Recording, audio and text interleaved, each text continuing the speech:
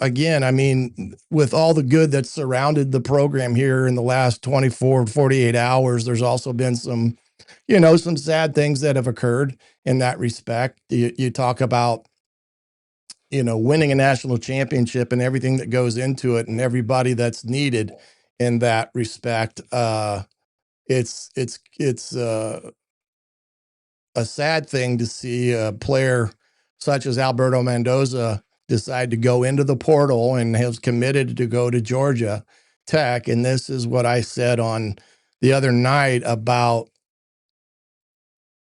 having the good and the bad of the portal. You have to take both sides of it and kind of go with the ebbs and flows of it, because the situation that Indiana found themselves in. And I know that when Alberto and was thought process was that once Fernando came in and he left after a year to go to the league, that it would be a natural, I guess you could say, thing that he would become the guy at the quarterback position.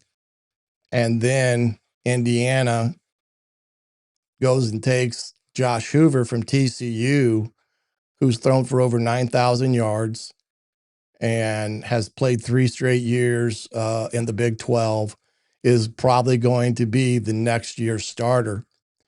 I think Fernando found that being a frustration for him and wasn't willing to stick it out and compete at Indiana, figuring that the writing was on the wall. And so he went to Georgia Tech, where they do not have an official quote unquote number one quarterback at the present time. And he'll have every opportunity to compete for it at Georgia Tech. That's not to say that that same option would have been here at Indiana. But again, that losing Alberto does create a problem for Indiana. It creates a problem in their depth at quarterback.